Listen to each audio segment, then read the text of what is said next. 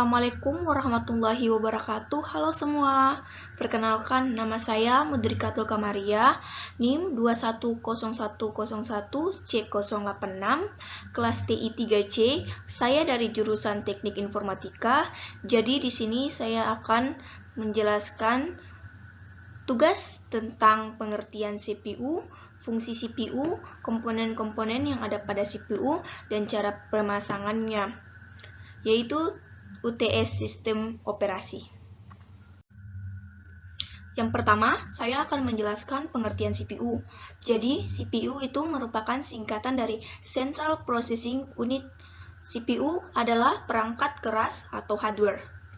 Ia memiliki tugas utama untuk memproses data atau perintah yang masuk ke komputer. Jadi, semua perintah yang masuk ke komputer itu akan masuk ke CPU, untuk kemudian dihubungkan dengan perangkat lainnya.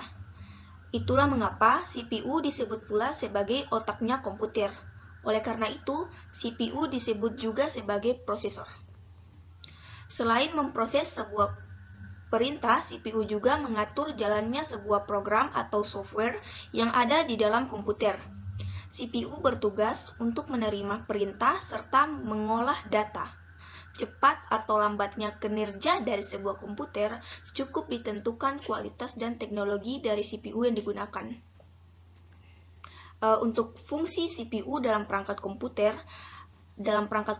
CPU memiliki beberapa fungsi dasar sebagai berikut. Ada 4 fungsi dasar CPU dalam komputer. Yang pertama yaitu melaksanakan proses logika dan aritmatika data yang ada pada komputer.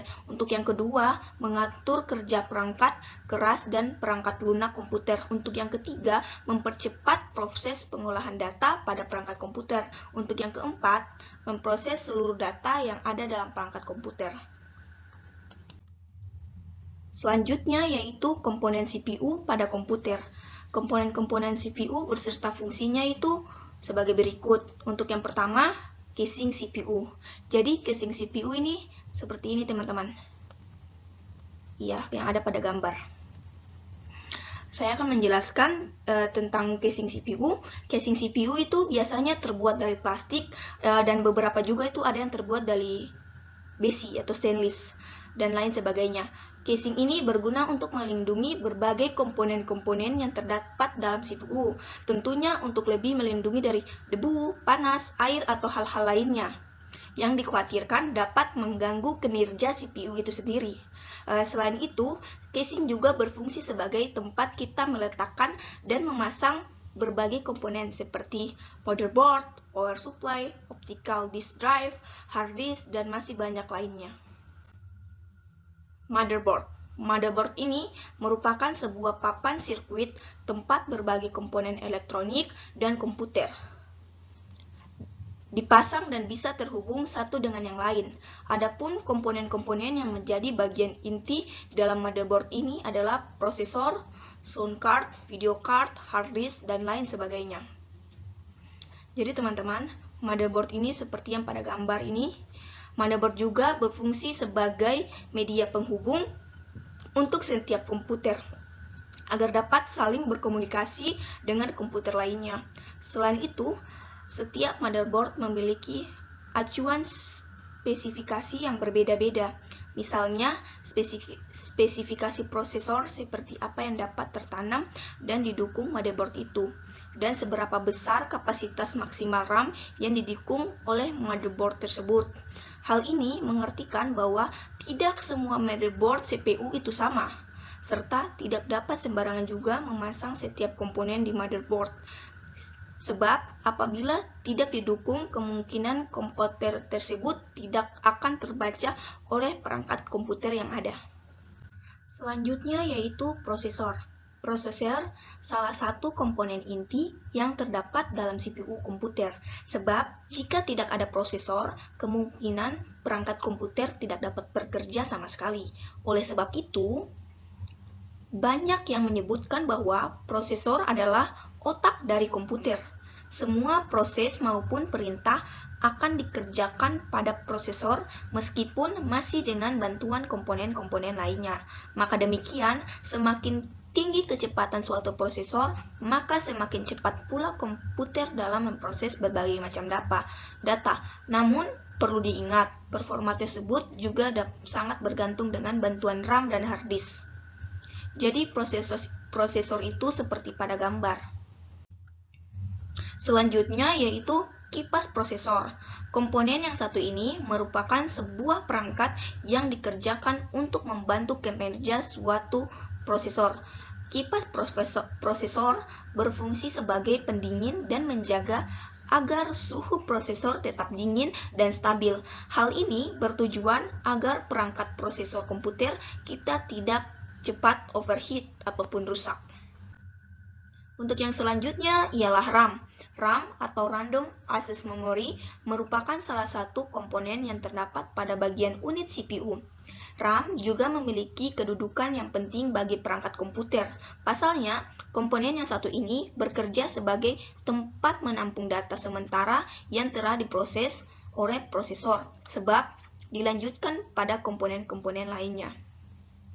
RAM juga dapat diganti dengan ukuran kapasitas yang lebih besar ataupun kecil. Namun, hal ini juga harus menurut maksimal RAM yang terdukung di motherboard Anda atau teman-teman sekalian. Sebesar apapun kapasitas memori RAM Anda, tapi jika hal itu tidak didukung oleh motherboard, maka bisa dipastikan hal tersebut tidak dapat terbaca oleh suatu perangkat komputer. Terlepas dari itu, satuan RAM biasanya menggunakan perhitungan byte, dan kapasitas RAM yang beredar di pasaran biasanya berkapasitas seperti berikut. Yang ada yang 256 MB, ada yang 512 MB, ada yang 1 GB, 2 GB, 4 GB, 8 GB, dan lain-lain. Untuk jenis memori yang masih diproduksi saat ini yaitu DDR1, DDR2, dan DDR3. Untuk selanjutnya ialah hard disk atau HDD. Layaknya seperti sebuah SD card dalam smartphone, hard disk juga berfungsi untuk menyimpan berbagai data dan juga menyimpan berbagai sistem operasi dari suatu perangkat komputer itu sendiri. Hard disk biasanya menggunakan perhitungan byte dan semakin besar kapasitas hard disk maka semakin banyak pula data-data konvensional yang dapat disimpan. Ukuran kapasitas hard disk yang beredar di pasaran biasanya bervariasi, mulai dari 250 GB, 500 GB, sampai 1 TB hingga 3 TB. Untuk yang selanjutnya yaitu CD atau DVD-ROM. CD atau DVD-ROM atau juga yang biasa disebut dengan optical disk drive, ini adalah piranti yang dapat digunakan untuk menulis, membaca kaset atau keping CD atau DVD. Selain itu juga, CD atau DVD-ROM juga dapat digunakan untuk memburning atau mengcopy CD dengan menggunakan berbagai software seperti Nero, Infra, Recorder, dan sebagainya. Terlepas dari itu, adapun format yang termasuk ke dalam CD atau DVD-ROM adalah CD-ROM drive, CD-RW drive, DVD-ROM drive, dan DVD-RW drive. Jadi gambarnya tuh seperti ini. Selanjutnya itu VGA card atau Video Graphic Adapter. VGA merupakan salah satu komponen yang dirasa sangat penting untuk sebuah perangkat komputer, sebab komponen yang satu ini berfungsi sebagai pengolah data grafis sebelum ditampilkan ke monitor. Tanpa VGA, maka layar komputer biasa dipastikan tidak menampilkan apa-apa alias blank, kosong. Selain hal itu, VGA juga sangat penting untuk menentukan kualitas gambar yang ditampilkan pada monitor komputer. Selanjutnya, sound card. Piranti yang satu ini lebih berfungsi sebagai pengolah video untuk perangkat komputer Anda. Sound card juga berfungsi sebagai prosesor audio yang mana dapat mengubah sinyal analog atau sinyal digital yang masuk ke dalam input kartu dan menghasilkan audio atau suara pada sistem komputer. Sound card serta memiliki fungsi untuk mengontrol semua audio yang terdapat pada perangkat komputer. Tanpa perangkat ini, maka bisa dipastikan komputer kalian tidak akan bersuara. Jadi gambarnya tuh seperti ini ya. Selanjutnya itu power supply. Komponen terakhir yang akan kita bahas adalah power supply. Merupakan bagian dari sistem komputer dan unit CPU yang berfungsi sebagai pembagi daya atau sumber arus listrik. pada setiap komponen-komponen komputer. Selain itu, power supply juga berfungsi merubah tegangan DC menjadi AC sebelum dialirkan ke setiap komponen itu sendiri. Jadi selanjutnya saya akan menjelaskan proses pemasangan CPU pada komputer. Jadi bagian-bagian yang ada pada CPU yaitu yang pertama motherboard, yang kedua prosesor, yang ketiga memori, yang keempat hard disk, yang kelima kartu grafis, yang keenam kartu suara, yang ketujuh CD atau RAM, yang ke-8 modem. Jadi bentuk dari CPU komputer itu juga seperti ini ya teman-teman. Jadi proses pemasangannya itu sebagai berikut. Yang pertama itu kita menyiapkan motherboard. Jadi langkah pertama adalah menyiapkan motherboard yang merupakan komponen induk motherboard atau hardware. Jika kita buka kotak motherboard, kita akan menemukan komponen pendukung motherboard. Komponen-komponen pendukung motherboard yaitu papan motherboard, kartu garansi, kabel data SATA, konektor power SATA, kabel data ATA atau IDE, buku manual, CD drive, plat belakang casing. Jadi gambarnya tuh sepertinya teman-teman sesuai tanda panah. Untuk yang kedua yaitu memasang prosesor. Yang pertama itu buka pelindung soket pada motherboard itu kayak ini ya, kayak tanda panah itu. Terus buka tuas pengunci pada soket motherboard. Terus ambil proses dan pegang seperti pada gambar yang ini sesuai arah panah. Jangan menyentuh pin pada prosesor. Perhatikan lekukan prosesor sebelum memasangnya. Cocokkan dengan soket pada motherboard. Terus selanjutnya, pastikan lekuk prosesor sesuai dengan lekuk motherboard. Jangan didekatkan, cukup diletakkan dengan hati-hati seperti pada gambar ini, sesuai arah panah. Untuk selanjutnya, sekarang kita akan memasang HCF atau heatsink dan fan dengan cara memasukkan kaki pin dudukan HSF ke lubang pada motherboard. Tekan keempat pengunci kaki HSF, caranya dengan menekan dua pengunci yang melintang secara bersamaan seperti pada gambar sesuai arah panah. Pasang konektor power kipas pada motherboard yang biasanya berada di dekat prosesor. Selanjutnya, yang ketiga, memasang memori. Jadi, langkah dalam memasang memori ke motherboard yaitu pertama, siapkan memori yang berjenis DDR2 atau memori apa saja, DDR1 atau DDR3 juga itu bisa. Terus yang kedua, pada motherboard buka kedua pengunci slot memori. Yang ketiga, jangan ditekan, cukup diletakkan dengan hati-hati. Yang keempat, tekan kedua ujung memori secara bersamaan sampai terdengar bunyi klik, yang artinya memori sudah terkunci dengan baik. Teman-teman bisa lihat yang ada pada gambar, terus ada arah panah itu. Selanjutnya, yang keempat, menyiapkan casing. Pertama itu pasang plat motherboard pada bagian belakang casing. Sekarang pasang baut spears ke lubang pada casing. Sebelumnya tentukan dahulu lubang mana saja yang akan diberi space sesuai dengan model motherboard. Memasang baut, dudukan space sesuai dengan model motherboard. Jadi yang ada pada gambar sesuai tanda panah. Yang kelima itu memasang motherboard ke dalam casing. Setelah casing siap, kita bisa memasukkan motherboard ke dalam casing. Masukkan motherboard itu dengan hati-hati beserta alas motherboard yang terbuat dari bahan gambus tipis. Posisikan motherboard dengan kedudukan baut yang telah kita pasang, ikuti dan perhatikan pada gambar. Pada gambar yang di bawah ya. Masukkan motherboard pada casing, baut motherboard dengan casing yang sesuai dengan posisi space. Keenam, memasang hard disk. Ketika motherboard sudah terpasang pada casing, selanjutnya adalah memasang hard disk. Memasang hard disk yang akan kita pasang berjenis SATA.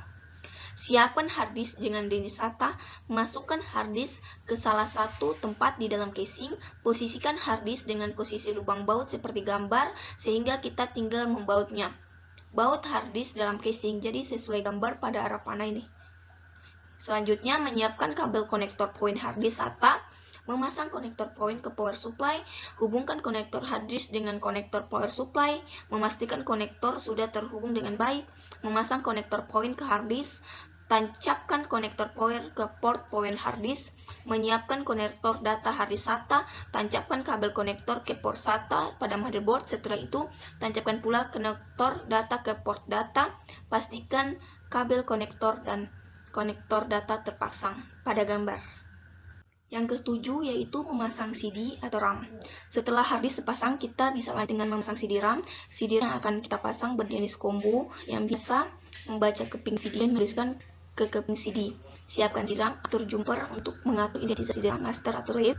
Posisikan jumper di tengah, status CD RAM jadi slave, port data CD RAM yang akan dihubungkan ke motherboard seperti pada gambar. Setelah itu, buka tutup bagian pada casing, ambil CD RAM lalu masukkan ke dalam casing, ratakan posisi CD RAM dengan casing, pastikan lubang baut terlihat, baut ke 4 lubang menggunakan obeng seperti gambar.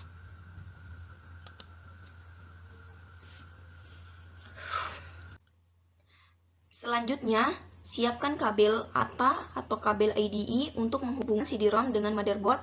Sebelum menancapkan, pastikan dahulu lekuk pada konektor dengan posisi yang benar.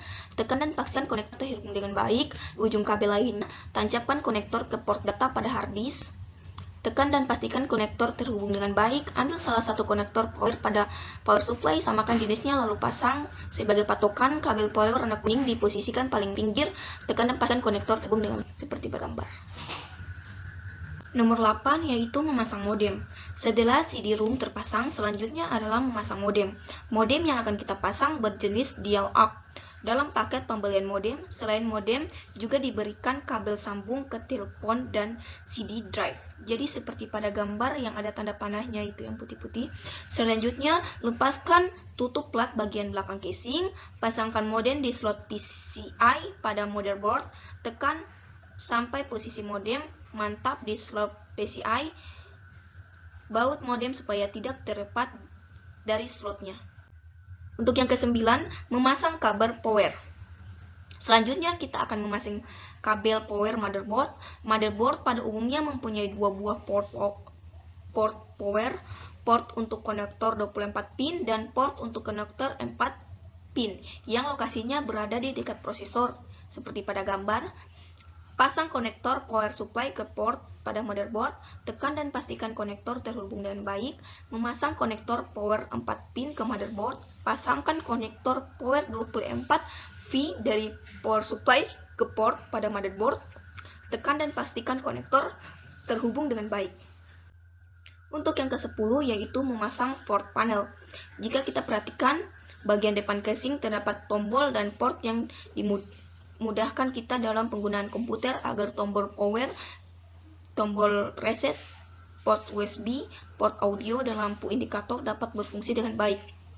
Kita harus melakukan pemasangan kabel port panel casing ke port yang ada pada motherboard. Yang pertama yaitu kabel lampu indikator hard disk pada casing yang akan ditancapkan pada motherboard. Tancapkan konektor ke pin 1 dan 3 pada motherboard. Kabel tombol power pada casing yang akan ditancapkan ke motherboard. Tancapkan konektor ke pin 5 dan 7 pada motherboard. Kabel tombol reset pada casing yang akan ditancapkan pada motherboard. Tancapkan konektor ke pin 6 dan 8 pada motherboard. Kabel port USB pada casing yang akan ditancapkan pada motherboard. Kabel front audio pada casing yang akan ditancapkan pada motherboard. Tancapkan kabel audio ke pin audio pada motherboard. Jika Anda kesulitan menemukan pin audio, carilah informasi di buku manual. Untuk yang terakhir, yang ke-11 yaitu finishing. Periksa kembali dan pastikan komponen-komponen koneksi kabel sudah terpasang dengan baik. Perlu diperhatikan juga tidak ada kabel yang tersangkut pada kipas prosesor. Kencangkan baut casing, cek semua apakah sudah terpasang dengan benar.